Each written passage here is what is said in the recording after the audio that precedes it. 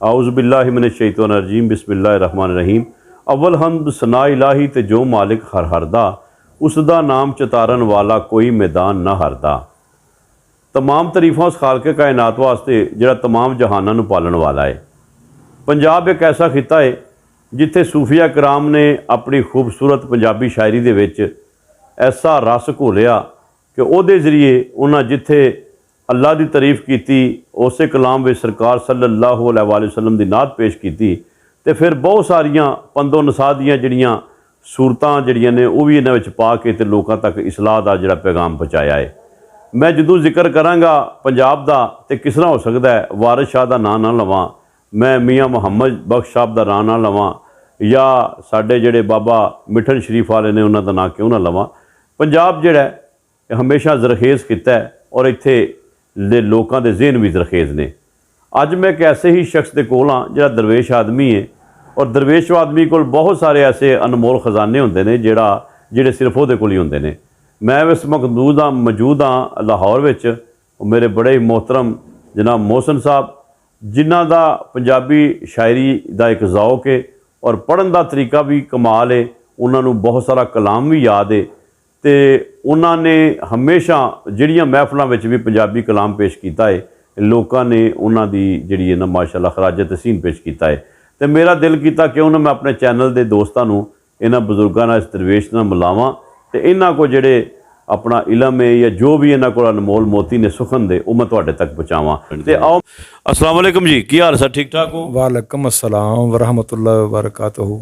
अज साडे वेखण वालियां नूं पहला हमद चों शुरू करो ना, हमद, उस तो बाद तुसी नात, और उस तो बाद मौला अली दी शान विच वो जो तुसी सुना रहे सो, तो लो मैक भी तुहानूं ही ला देना ताकि तुहाडे और वेखण वालियां दे दरम्यान मैं हायल ना होवां। ते आओ जी असी इस दरवेश को कलाम सुनने आ जी। ठीक है।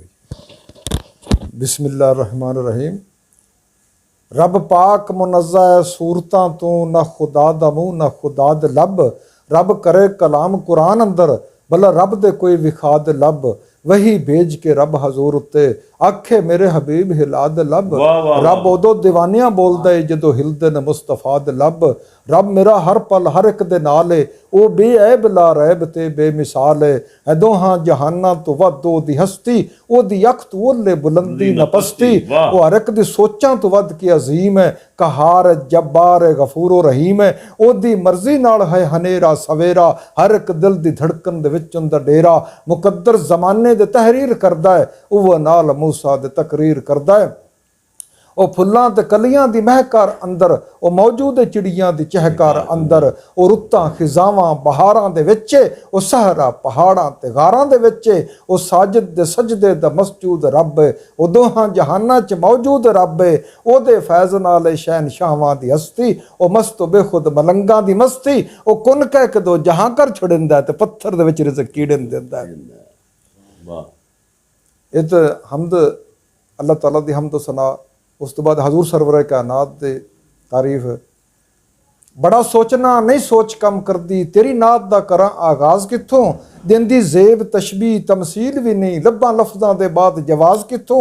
अबू जर गफारी सलमान वाला, सिखां चज कित्थों ते अंदाज कित्थों। जो अवैस बिलाल दे विच दिसदा है, पैदा होवी ओ सोज गुदास कित्थों। तेरी जदों भी गहराई नूं सोची आए, डुब्बी अकल ते होश हवाश मुक्के। तेरे पैरां दी पहुंच तो बहुत थल्ले, मेरी सोच ते वहम कियास मुक्के। ओदी मदा सराई है बड़ी मुश्किल, जिदी वजह तू सारी कायनात बन गई। दित्ती जुल्फ व लैल नूं झटक आका, नाल दिन दी उदों रात बन गई। पर्दा मुख तू सोहणे ने जदों लाया, सूरज चंद दी उदों बरात बन गई। जदों दुर्रे यतीम दा करम होया, भुखे नंगियां दी उदों बात बन गई। बंदा भला महदूद शहूर लेके उस खूबां दे खूब नूं समझ सकदा है। रब जदों नहीं समझ दे विच आउंदा, किवें उहदे महबूब नूं समझ, फिर पढ़ो जी है, किवें उहदे महबूब नूं समझ सकदा है। रब किवें उहदे महबूब नूं समझ सकदा है। उड़दी पई है नात दी फलक वल्ले, सोच परी ने बड़ा कमाल कीता। वेखण लग पे मलक हैरान होके, आखण खाक ने अजब ख्याल कीता। लिख लैंगी नात महबूब दी तू, जज्बे कलम दे उत्ते सवाल कीता। लंघ गईयां अफलाक तू पार, सोचां करम मेरे ते जदों लजपाल कीता। आका उतों ख्याल फिदा है, मैं इत्थे रहमत दी उदों बरसात हो गई। लिखी पाक कुरान दी एक आयत, गौर कीता ते नबी दी नात हो गई। सरकार मौला अली दी शान बिस्मिल्लाहिर्रहमानिर्रहीम। आबाद दमा दम आदम की शाह रग में अली, तन मन में अली, लफ्ज़ों में अली, नब्ज़ों में अली, सांसों में अली, धड़कन में अली, आहों में अली, पलकों में अली, आखन में अली, दरिया में अली, मौजों में अली, बादल में अली, सावन में अली, सरमस्त पवन रिमझिम में अली, बिजली में अली, खिरमन में अली, झरनों की झपकती आंखों में तारों से भरे आंगन में अली, शहरों की चहकती शोरश में चुपचाप धड़कते मन में अली, एहसास की हरियाली में अली, ईमान के हरे गुलशन में अली, पाताल की तह में तख्त नशी अफलाक वकफ भगवन में अली, यासीन की नून गवाही देता हाक सजल दर्शन में अली, वल्लैल की कदर का सदर समझ वल असर के कुल कुंदन में अली, कौसर के हुसन का सर चश्मा तूबा के जली जो बन में अली, किरतास कलम का रखवाला तकदीर की हर बंधन में अली, लोहे महफूज में वजहुल्ला तौहीद नुमा दर्पण में अली, अफलाक तलक मसनद आरा बेमस्कन के मस्कन में अली, काबे में अली, किबले में अली, मौलद में अली, मदफन में अली, मासूम गवाही ईसा की मूसा के सुकन फरफन में अली, यूसुफ याकूब का दर्द नगर आयूब के शुभ शेवन में अली, इसरार शब इसरा की कसम आयात के उजले पन में अली, नौरोज की जौ में जलवा नुमा और 14वीं रात के चन में अली। वाह जी वाह, माशाल्लाह माशाल्लाह माशाल्लाह माशाल्लाह। दोबारा